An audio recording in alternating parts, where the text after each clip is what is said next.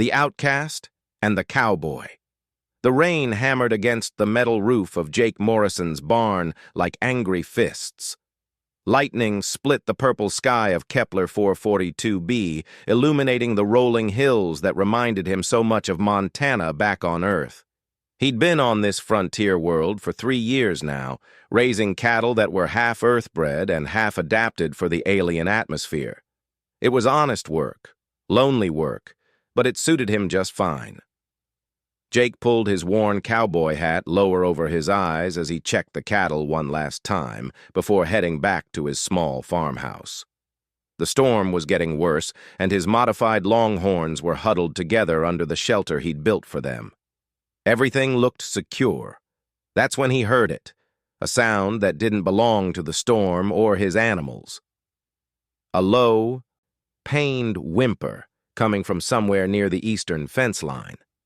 Jake grabbed his plasma rifle from the barn and his emergency med kit, then headed out into the driving rain. The sound led him to a cluster of purple-leafed trees that grew wild along his property line. There, curled up against the largest trunk and soaked to the bone, was something Jake had never seen before. It looked like a cross between a leopard and a person, covered in spotted fur that was matted with rain and mud. The creature was clearly female, clearly pregnant, and clearly in bad shape. Jake approached slowly, keeping his rifle lowered but ready. The alien's eyes opened, large golden eyes filled with pain and fear. She tried to back away but was too weak. Her lips pulled back to show sharp teeth, not in aggression but in a grimace of pain. "Easy there, girl," Jake said softly, the same tone he used with spooked cattle. "I'm not going to hurt you." The alien said something in a language that sounded like a mix of purring and clicking. Jake didn't understand the words, but the tone was clear. She was begging. Jake set down his rifle and held up his hands. "I don't know what you're saying, but you're hurt and you're pregnant. I'm going to help you, okay?" He pulled out his emergency translator, a standard piece of tech that all frontier settlers carried. It took a few moments to calibrate to her language, but soon it was providing rough translations. "Please, don't send me away," the alien woman said through the device. "I have nowhere else to go." Jake knelt down in the mud beside her. Up close, he could see that her spotted fur was beautiful, golden with black rosettes like an earth leopard. Her face was humanoid, but with feline features, and her ears were pointed and mobile. She was wearing torn clothing that might once have been nice. "What's your name?" Jake asked. "Senna," she replied. I was of the Cathari people." "I'm Jake. Can you walk? We need to get you inside before you catch pneumonia or worse." Senna tried to stand, but her legs gave out. Jake caught her, surprised by how light she was despite being heavily pregnant. She flinched at his touch but didn't pull away. "It's okay," Jake said. "I'm going to carry you to the house. Don't be afraid." He lifted her carefully, one arm under her knees and the other supporting her back. Senna's claws extended reflexively. But she kept them retracted as he carried her through the storm to his farmhouse. Inside, Jake's home was simple but clean. A main room with a stone fireplace, a small kitchen, and 2 bedrooms. He carried Senna to his guest room and laid her on the bed, then went to fetch dry clothes and blankets. "Here," he said, offering her one of his flannel shirts and some sweatpants. "These will be too big, but they're dry and warm." Senna took the clothes but looked confused. "Why are you helping me? Your species doesn't know mine. We could be enemies." Jake shrugged. "Could be, but you're pregnant and hurt and alone in a storm. That's enough for me." While Senna changed into the dry clothes, Jake made hot soup and coffee. When he returned to the room, she was sitting on the edge of the bed, swimming in his oversized clothes but looking much better than she had in the rain. "Thank you," she said simply. Jake handed her a bowl of soup and noticed her hands were shaking. "When's the last time you ate?" 3 days, Senna admitted. "Maybe 4. Jesus." Jake went back to the kitchen and made her another bowl, plus some sandwiches. Eat slow. Don't want to make yourself sick. As Senna ate, Jake studied her. She had the grace of a cat even while exhausted, and her golden eyes were intelligent and sad. The translator device sat between them on the nightstand, facilitating their conversation. "So, what happened to you?" Jake asked gently. "How'd you end up alone on my land?" Senna's ears flattened against her head. "It's a long story." "I've got time." "Storm's not letting up anytime soon." Senna was quiet for a long moment, then began to speak. "The Cathari are what you might call traditionalists. We have very strict rules about mating and families. I fell in love with someone my clan didn't approve of." "What was wrong with him?" "Her," Senna corrected. "Her name was Yira. She was from a lower caste, and same-gender unions are forbidden among my people. But we loved each other anyway. We found a way to create life together, using genetic technology." Jake nodded. He'd heard of such things. Advanced alien races often had capabilities that seemed like magic to humans. "When the clan leaders discovered I was pregnant," Senna continued, "they demanded to know who the father was. When I refused to lie about Yira, they cast me out, permanently. In Cathari culture, an outcast is forbidden from receiving help from any member of the species." "What about Yira?" Senna's eyes filled with tears. "They killed her, said she had corrupted me with unnatural desires and dishonored the clan." Jake felt anger burn in his chest. Those bastards. "I've been wandering for months," Senna said. "Every world I've tried, every species I've encountered, they turn me away when they learn I'm Cathari. My people have a reputation for being difficult to deal with. Most species won't risk angering them by helping an outcast." "Well, they haven't met humans yet," Jake said firmly. "We've got a saying where I come from. The only thing necessary for evil to triumph is for good people to do nothing. I'm not about to let you and your baby suffer because your people are bigots." Senna stared at him in amazement. "You would risk making enemies of the Cathari for someone you just met?" "Darling, my people have been fighting bullies since we figured out how to make pointy sticks. We're not about to stop now." Over the next few days, as the storm passed and Senna recovered her strength, Jake learned more about her and her people. The Cathari were a proud, militaristic race with a rigid caste system and strict social rules. They were also advanced traders and had significant influence in this sector of the galaxy. Most species went out of their way to avoid offending them. Senna, despite her circumstances, was clearly intelligent and educated. She'd been a scientist before her exile, specializing in agricultural genetics. She was fascinated by Jake's ranch and asked endless questions about his hybrid cattle and the way he'd adapted earth farming techniques to alien soil. "Your people are remarkable," she said one evening as they sat on Jake's porch watching the sunset. Her pregnancy was clearly advancing. She was about 6 months along by human standards, though Cathari pregnancies were shorter. "You take the best of what you have and adapt it to new circumstances instead of trying to force the new place to be exactly like the old one." "That's survival," Jake said. "You adapt or you die. Though I gotta say, your people seem to have done pretty well for themselves without adapting much." "Have we?" Senna's tail swished thoughtfully. "We're powerful, yes, but we're also isolated. We trust no one, work with no one except when forced to. We've made enemies of half the galaxy and the other half fears us too much to be real friends." Jake sipped his coffee. "Sounds like a lonely way to live." "It is. I never realized how lonely until I was cast out." She looked at him. "You're the first person in months to treat me like a person instead of a problem to be solved or avoided." That night, Jake was awakened by sounds from the guest room. He grabbed his robe and knocked softly on the door. "Senna, you okay in there?" "Jake," came her voice, tight with pain. I think the baby is coming." Jake's blood went cold. He'd helped deliver cattle, but this was entirely different. Okay, don't panic. Do you know how long Cathari labor takes? Normally, 4 to 6 hours, Senna gasped. But something's wrong. The pain it's too much. Too fast. Jake burst into the room to find Senna curled on her side, her face contorted with pain. Her claws had extended, and she'd torn furrows in the blankets. "We need to get you to a doctor," Jake said. "No." Senna grabbed his arm with desperate strength. "No doctors. If they scan me and find out I'm Cathari, they'll turn me away. And if they contact my people, then we'll tell them you're something else.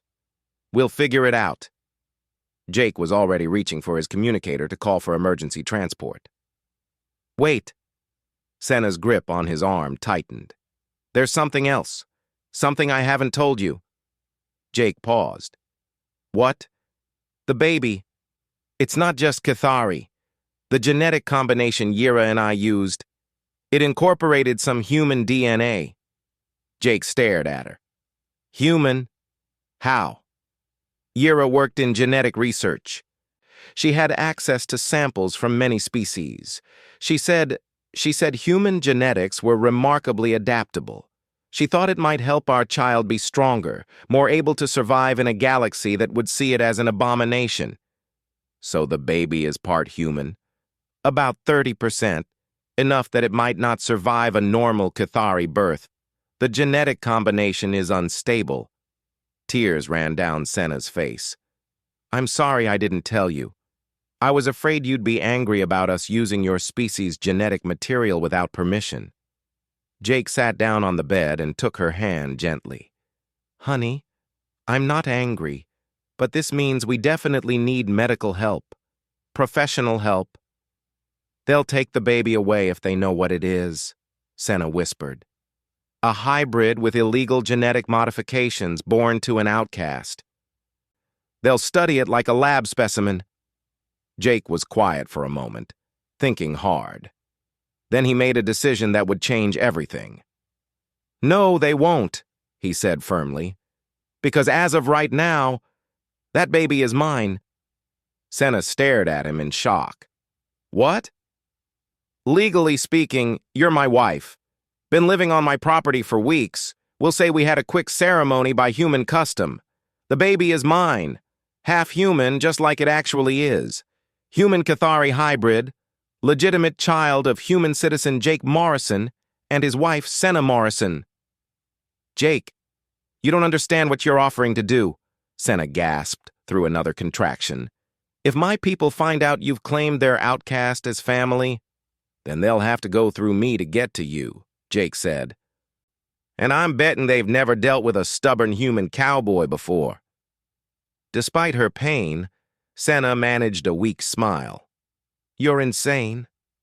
"Probably, but it's the right kind of insane." Jake squeezed her hand. "Now let's go have a baby." The trip to the medical center in town was harrowing. Jake drove his hover truck as fast as he dared while Senna fought through increasingly painful contractions in the passenger seat. By the time they arrived, she was barely conscious.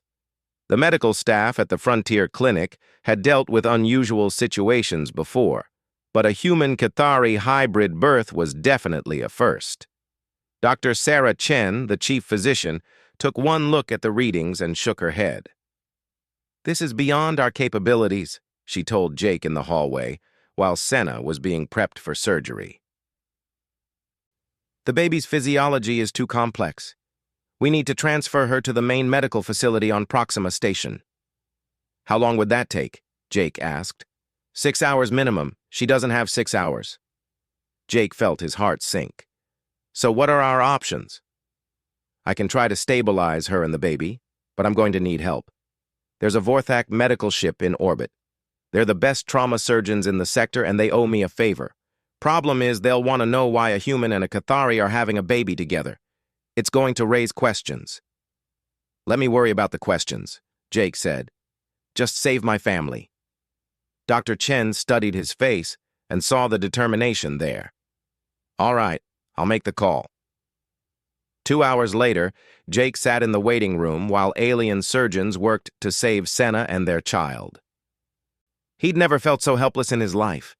Here he was, a simple rancher from Montana, betting everything on his ability to protect two beings he'd known for less than a week. Dr. Chen emerged from surgery looking exhausted but relieved. They're both stable. The baby is in an artificial womb for now. Her development needs to be carefully monitored for the next few weeks. But she's alive and healthy. You have a daughter, Jake. Congratulations. Jake felt tears run down his face. A daughter. He was a father. Can I see them? Senna's still unconscious, but she should wake up in a few hours. The baby... Dr. Chen hesitated. Jake, you should know. She's beautiful, but she's obviously not entirely human. Word is going to get out about what happened here. Let it, Jake said. I'm not hiding from anybody. In the recovery room, Jake sat beside Senna's bed and watched her sleep. She looked peaceful for the first time since he'd found her. In the medical bay next door, their daughter floated in a transparent artificial womb, a tiny, perfect fusion of human and Cathari features. Jake made a silent promise to both of them. Whatever came next, whatever enemies they might face, he would protect his new family. He was a cowboy, and cowboys didn't back down from a fight. Outside the medical center, news was already spreading. A human had claimed a Cathari outcast as his wife. A hybrid child had been born. And somewhere in the depths of space, the proud and powerful Cathari collective was learning that a simple human rancher had just challenged everything they stood for. The storm was over, but Jake had a feeling a much bigger one was just beginning. The Pride of Lions. 3 weeks after their daughter's birth, Jake Morrison was learning that being an interstellar incident was more complicated than he'd expected. Little Luna, as they'd named her, was thriving in the medical center's care, growing stronger each day. She was a beautiful blend of both her parents' species, with Senna's golden eyes and spotted markings, but more human-like facial features, and Jake's stubborn streak already showing in how she gripped his finger. Senna had recovered from the difficult birth and was staying at the medical center to be close to Luna. The artificial womb would keep their daughter safe for another month while her hybrid physiology stabilized. But their peaceful time was running out. Jake, Dr. Chen said as she approached him in the medical center's cafeteria. We have a problem. A big one. Jake looked up from his coffee. He'd been living on caffeine and worry for days. What now? There's a Cathari diplomatic vessel requesting permission to dock at Proxima Station. They're claiming you kidnapped one of their people and are demanding her return. Like hell. Jake's voice was calm, but his knuckles were white around his coffee cup. Senna's not their people anymore. They made that clear when they exiled her. That's not how they're spinning it. They're saying she's a criminal who fled justice and that you're harboring a fugitive.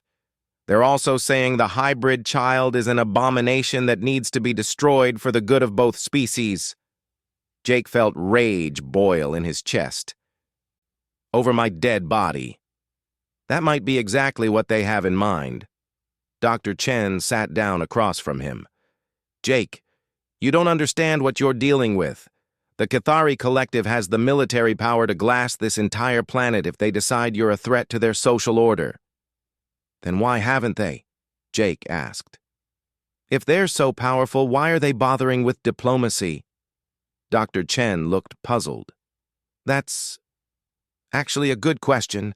Usually they just take what they want. Before Jake could respond, his communicator chimed with an incoming message.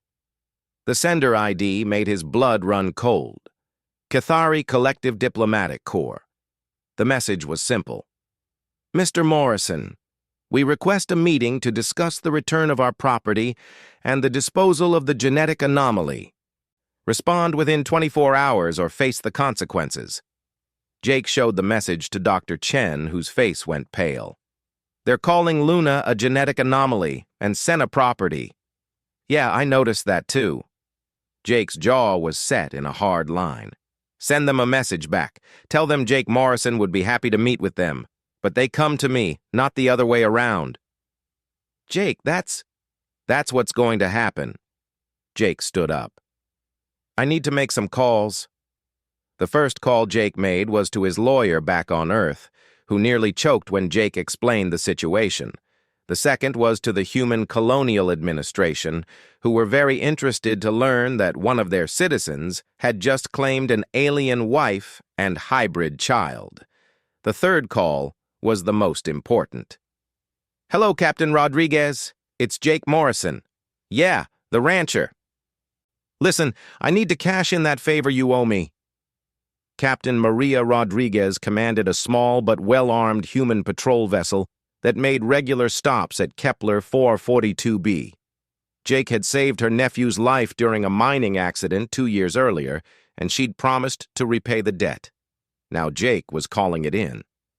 Jake, what kind of trouble are you in? Rodriguez asked when he explained what he needed. The kind where powerful aliens want to kill my wife and daughter because they don't fit into neat little boxes, Jake said. Your wife is an alien cat person and your daughter is a hybrid? That's about the size of it. There was a long pause. When do you need me?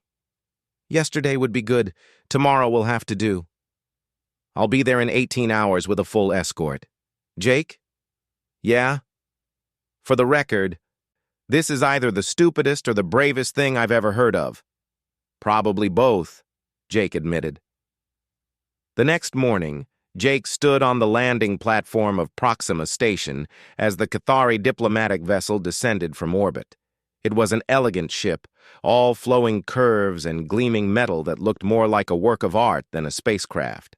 But Jake could see the weapon ports hidden in its graceful lines. Beside him stood Senna, holding Luna in her arms. Their daughter was out of the artificial womb now, healthy and growing fast. She looked remarkably human, except for her golden eyes, pointed ears, and the faint spotted pattern that was just beginning to show on her skin. Are you sure about this? Senna asked quietly. It's not too late to run. Running won't solve anything, Jake replied. Besides, I've got backup. As if summoned by his words, 3 human patrol ships dropped out of hyperspace and took position above the station. Captain Rodriguez's voice crackled over Jake's communicator. We're in position, Cowboy. Say the word and we'll turn these cats into space debris. Hopefully it won't come to that, Jake replied. The Cathari ship landed with barely a sound. A ramp extended and 6 figures emerged. 5 were clearly soldiers, tall, powerful Cathari in battle armor that gleamed like liquid metal. The 6th was different. Older, wearing robes instead of armor, with silver fur and scars that spoke of long service. This one's bearing screamed authority. That's War Leader Thax, Senna whispered. He's the one who ordered Yira's execution. Jake's hand moved instinctively to the plasma pistol on his hip. The one who killed your partner? Jake, don't. He's too dangerous. We'll see about that. The Cathari delegation approached with the fluid grace of born predators. War Leader Thax studied Jake with amber eyes that missed nothing, then turned his attention to Senna and Luna. Outcast, Thax said, his voice a low rumble that the universal translator rendered in perfect English. You have caused considerable trouble. I've caused trouble? Senna's voice was steady despite her fear. I fell in love with someone you disapproved of. That's my only crime. Your crime was genetic contamination and species corruption. The abomination you carry proves your guilt. Thax's eyes fixed on Luna, and there was nothing but disgust in his expression. Her name is Luna, Jake said quietly. And she's my daughter. Thax finally looked directly at Jake. Human, you have been deceived by this creature. She has used your genetic material without permission to create a biological weapon.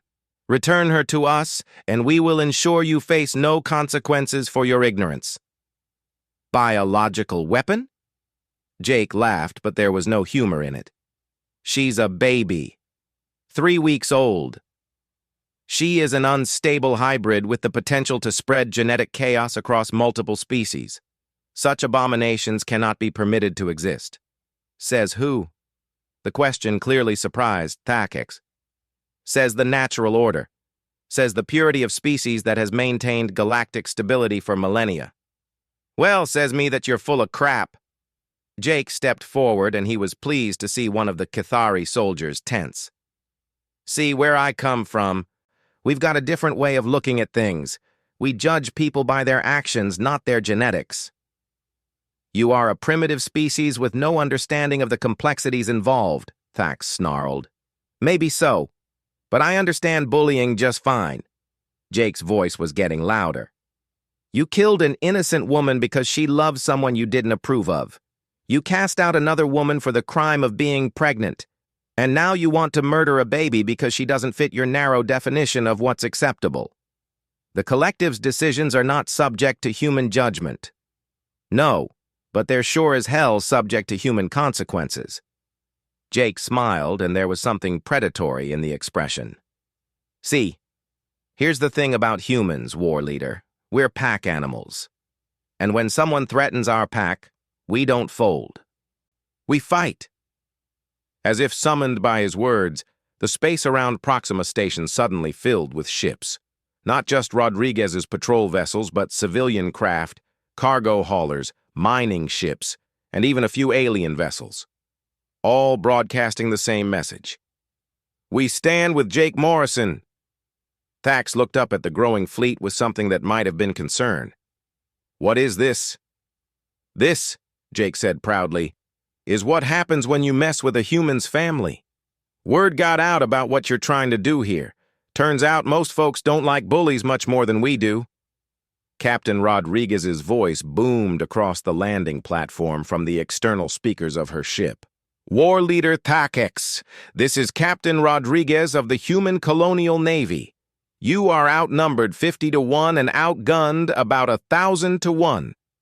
I suggest you reconsider your position. You would risk interstellar war over one exile and her mongrel offspring? Thax demanded. We'd risk it over the principle, Jake replied. See, that's another thing about humans. We've got this crazy idea that everyone deserves a chance at happiness, regardless of what species they are or who they love. For a long moment, the landing platform was silent except for the hum of ship engines overhead. Then Thax spoke again, his voice deadly quiet. You do not understand what you have done, human. The collective will not forget this insult. We will not forgive this interference in our affairs. Good, Jake said, because we won't forget what you did to Yira, and we won't forgive you trying to murder my family. Thax turned to his soldiers. We leave, now. Wait, Senna called out. The war leader paused, looking back at her with contempt. I am no longer Cathari, she said clearly. I renounce my citizenship in the collective and formally request asylum with the Human Colonial Administration. I choose to become human. You cannot simply become another species, Thax spat. Can't she? Jake asked. Because it seems to me that being human is less about genetics and more about how you treat other people. And she's already more human than a lot of humans I've met. Dr. Chen stepped forward from the crowd that had gathered to watch the confrontation.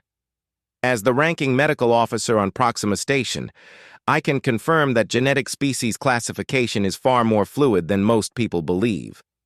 With proper documentation and legal procedures, such a change of species designation is entirely possible. The collective will never recognize such a change, Thax warned. The collective doesn't have to, Jake replied. 57 other species already do, including mine. It was true. In the 3 weeks since Luna's birth, Jake's story had spread across the known galaxy. the tale of a human cowboy who stood up to the mighty Cathari collective to protect an alien refugee had captured imaginations everywhere. Dozens of species had sent messages of support, and several had offered formal recognition of Senna's change of citizenship if she chose to pursue it.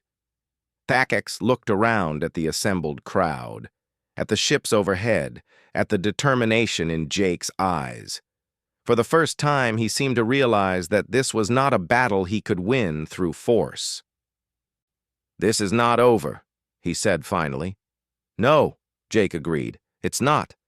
But here's the thing, every time you come at my family, we're going to be ready, and we're not going to be alone." As the Cathari delegation returned to their ship, Senna looked up at Jake with tears in her eyes. "You know what this means, don't you? You've made an enemy of one of the most powerful species in the galaxy." "Honey," Jake said, bouncing Luna gently in his arms, "I've been making enemies since I was old enough to throw a punch. The difference is, this time I'm fighting for something that really matters." The Cathari ship lifted off and disappeared into hyperspace, but Jake knew Thax was right. This wasn't over. The war leader would be back, probably with a much larger force. But Jake wasn't worried. He had something the Cathari didn't understand, a family worth fighting for and a galaxy full of people who believed that love mattered more than genetic purity. As the crowd dispersed and the ships above began to return to their various destinations, Jake stood with Senna and Luna on the platform and watched the stars. Somewhere out there, powerful enemies were planning their next move, but somewhere else, allies were rallying to their cause. "What happens now?" Senna asked. Jake smiled and kissed the top of Luna's head. "Now we go home and live our lives, and when trouble comes, and it will come, we face it together." "Even if it means war?" "Especially if it means war," Jake said. "Because some things are worth fighting for, and family is at the top of that list." Above them, the stars seemed to twinkle a little brighter, as if the universe itself was smiling at the stubborn human cowboy who'd decided that love was stronger than tradition and that family was more important than politics. The Cathari had made a mistake when they cast out Senna. They'd made a bigger mistake when they threatened Luna. But their biggest mistake of all was underestimating the lengths a human would go to protect the people he loved. Soon, they would learn just how costly that mistake could be. The new pack. 6 months had passed since the confrontation at Proxima Station, and life on Kepler 442b had settled into a rhythm that Jake Morrison found surprisingly comfortable. Luna was growing fast, already showing signs of the intelligence and curiosity that marked both her parents. She could crawl at superhuman speed, her hybrid strength allowing her to pull herself up furniture that should have been too tall for a baby her age. Her golden eyes missed nothing, and she seemed to understand both English and Cathari with equal ease. Senna had officially become a human citizen 3 months earlier, in a ceremony that had been broadcast across the galaxy. The human colonial administration had been thrilled to have such a visible example of their open immigration policies, and dozens of other species had sent congratulations. More importantly to Jake, Senna was happy. She'd found work as an agricultural consultant, helping other frontier worlds adapt their farming techniques for alien crops. Her combination of Cathari scientific training and human adaptability made her incredibly valuable. But Jake knew the peace couldn't last forever. He was working in his barn, checking on a pregnant heifer that was due any day, when his communicator chimed with an emergency signal. Captain Rodriguez's voice came through, tense with worry. "Jake, we've got a problem. Long-range sensors are picking up a massive Cathari fleet heading your way. Looks like about 200 ships." Jake felt his blood go cold. "How long do we have?" 12 hours, maybe less. Jake, this isn't just a diplomatic mission. This is an invasion force." Jake closed his eyes and thought fast. 200 ships meant thousands of Cathari soldiers, probably led by war leader Thax himself. They wouldn't be interested in negotiations this time. "Maria, I need you to do something for me," Jake said. "Get word to every human fleet in the sector. Tell them Jake Morrison is calling in every favor he's ever been owed. Jake, even if we could get 100 ships together, we'd still be outnumbered 2-1. Then we better be creative." Jake ran back to the house where he found Senna playing with Luna on the living room floor. Both of them looked up as he burst through the door, and Senna immediately knew something was wrong. "They're coming back, aren't they?" she said quietly. 200 ships. We've got maybe 12 hours. Senna went pale. "Jake, we have to run. Take Luna and go somewhere they can't find you." "No." Jake's voice was firm. "I'm not running and I'm not leaving you behind." "But..." "No buts. We're a family. We stick together." Jake knelt down and picked up Luna, who babbled happily and grabbed at his hat. "Besides, I've got an idea." The next few hours were a whirlwind of activity. Jake sent messages across the galaxy, not just to human forces but to every species that had expressed support for their cause. He contacted the media networks that had been following their story, the refugee organizations that had offered help, and even some of the merchant guilds that had economic reasons to oppose Cathari aggression. Most importantly, he contacted Dr. Chen. "Jake, what you're asking is impossible," she said when he explained his plan. "I can't modify your daughter's genetics on the fly. Even if I could, the risks of doing nothing are worse," Jake replied. "They're coming to kill her, Sarah, all of her. If we don't try something dramatic, my daughter dies either way." Dr. Chen was quiet for a long moment. "It would take time. And I'd need Senna's consent. What we're talking about is essentially making Luna a completely new species." "How long?" 6 hours minimum, 8 to be safe." "Do it." While Dr. Chen prepared her equipment, Jake worked on the other part of his plan.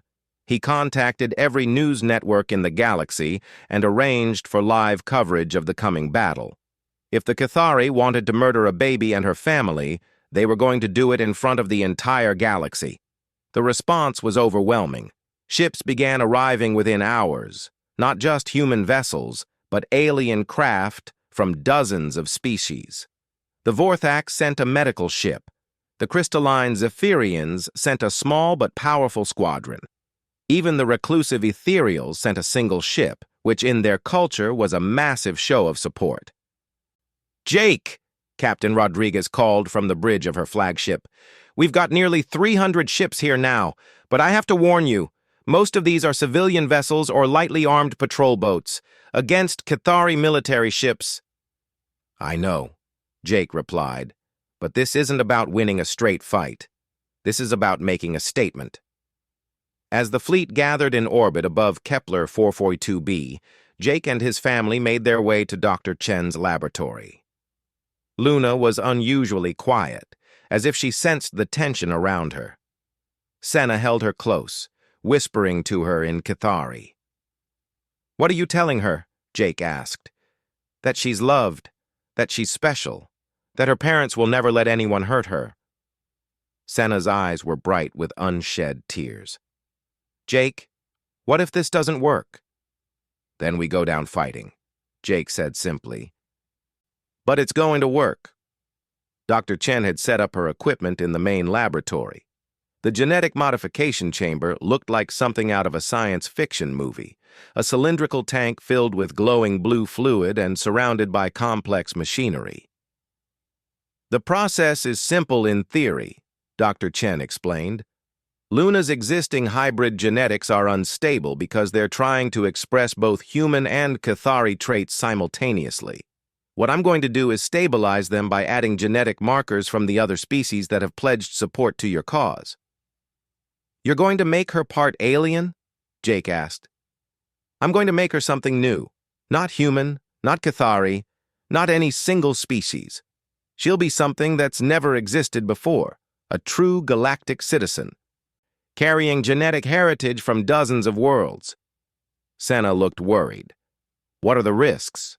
"Honestly, I don't know. This has never been attempted before. But Luna's hybrid nature means she's already genetically flexible. Her body should be able to handle the additional modifications. Jake looked down at his daughter, who was staring up at him with those impossibly wise golden eyes. "What do you think, little girl? You want to be something new?" Luna gurgled and reached for his nose, making Jake smile despite the circumstances. "Let's do it," he said. The genetic modification process took 4 hours. Jake and Senna sat in the waiting area, watching through a transparent wall as their daughter floated in the modification chamber. Machines hummed and glowed around her, carefully rewriting her DNA to include traits from every species that had sent ships to defend her. "Readings are stable," Dr. Chen reported. "The integration is proceeding better than I hoped. Her hybrid genetics are actually accelerating the process." When Luna emerged from the chamber, she looked essentially the same, but somehow more. Her spotted fur pattern was more pronounced now, with colors that seemed to shift subtly in the light. Her golden eyes had flecks of other colors, the silver of Zephyrian crystal sight, the deep purple of ethereal consciousness, the warm brown of human determination. "How do you feel, baby girl?" Jake asked softly. Luna looked at him and spoke her first word, "Dada." But she didn't just say it in English. She said it simultaneously in Kithari, Vorthak, Zephyrian, and 6 other languages. Her modified vocal cords somehow capable of producing multiple sounds at once. "Well," Dr. Chen said with wonder in her voice, "I'd say the modification was successful." That was when the alarm started going off. The Kithari fleet had arrived. Jake carried Luna to the observation deck, where they could see the massive Kithari armada spreading across the sky. 200 warships, each one capable of reducing the planet to ashes. At their head was a massive dreadnought that could only belong to war leader Thax. "Attention, Jake Morrison," Thax's voice boomed across all communication channels. "You have 30 minutes to surrender the abomination and the exile, or we will destroy every ship in orbit and glass the planet below." Jake looked around at the diverse fleet that had come to defend his family. Humans, Vorthak, Zephyrians, Ethereals, and dozens of other species, all united in the belief that love was stronger than prejudice. He opened a communication channel to the entire galaxy. "War Leader Thax, this is Jake Morrison. I've got something to show you." The image appeared on screens across known space. Jake standing on the observation deck, holding Luna in his arms, with Senna beside him. But now everyone could see what Luna had become. "This is my daughter," Jake said clearly. "Her name is Luna Morrison. She's not just human and Kithari anymore. She's part Vorthak, part Zephyrian, part ethereal, and part of every species that sent ships here today to defend her right to exist." He held Luna up so the cameras could see her clearly. As if she understood what was happening, Luna began to glow, a soft, multicolored light that was visible to every species according to their own perception. To humans, she looked like starlight. To Kithari, she appeared as the blessing of their ancient moon goddess. To the ethereals, she seemed to pulse with the rhythm of consciousness itself. "She's not an abomination," Jake continued. "She's the future. She's what happens when species choose cooperation over conflict, love over hate. She's proof that we're all stronger together than we are apart." Across the galaxy, beings of 100 species watched in wonder as Luna spoke again. Not words this time, but something deeper.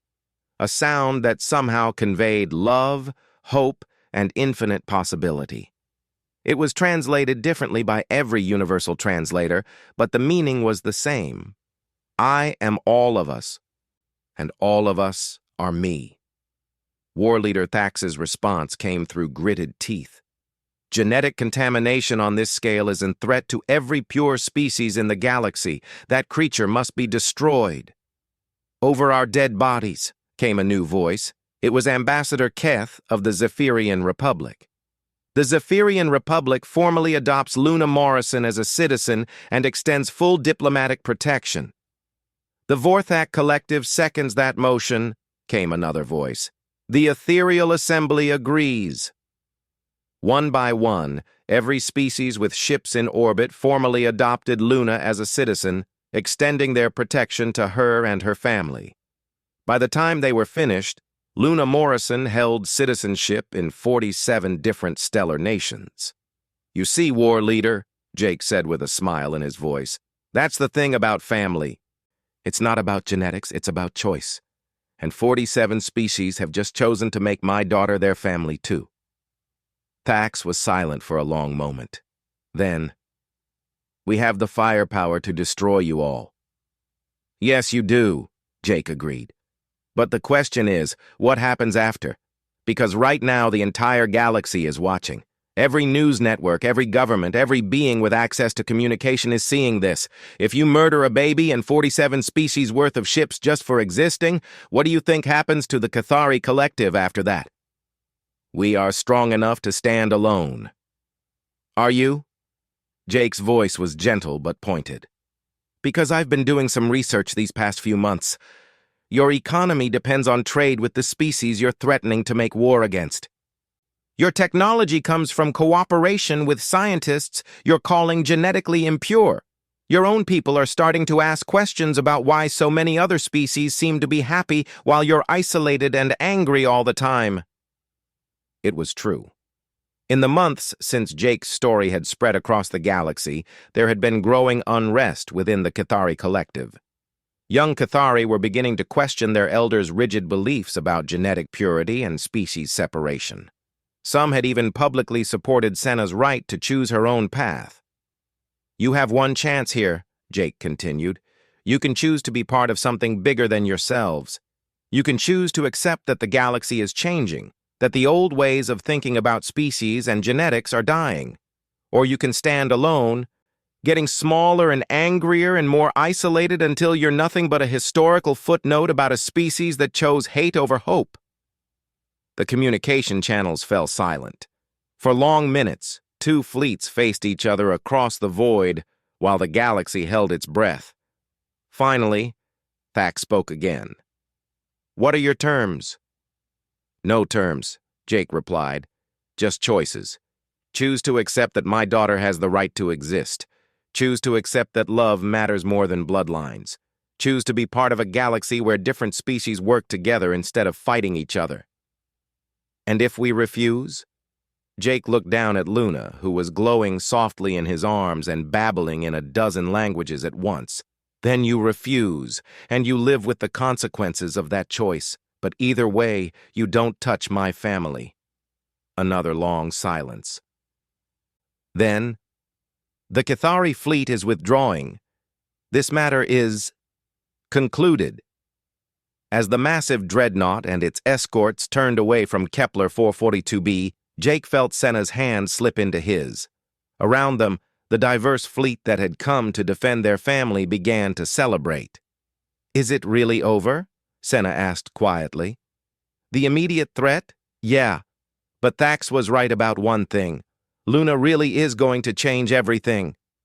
Over the following months, Luna's story spread to every corner of the galaxy. She became a symbol of hope and unity, proof that the barriers between species were artificial constructs that could be overcome with love and determination. Refugees from dozens of worlds came to Kepler 442b, knowing they would find acceptance there. Scientists came to study Luna's unique genetics and ended up staying to work on projects that benefited all species. The planet that had once been just another frontier world became known as New Hope, a place where anyone could find a home regardless of their species, their past, or their genetic makeup. Jake's ranch grew into a settlement, then a town, then a city built around the principle that family was about choice, not blood. Luna grew up to be exactly what Jake had predicted, something new. She could communicate with any species in the galaxy, understand their perspectives and needs in ways that no single species being ever could. She became the galaxy's first truly universal diplomat, helping to negotiate peace treaties and trade agreements between species that had been enemies for centuries. But to Jake, she was always just his little girl. Years later, when Luna was old enough to understand her own story, she asked Jake why he had taken such a huge risk to save her and Senna. "Because," Jake said, adjusting his old cowboy hat and watching the sunset over a world that was now home to beings from across the galaxy, "family is worth fighting for. And you two were my family the moment I decided you were?"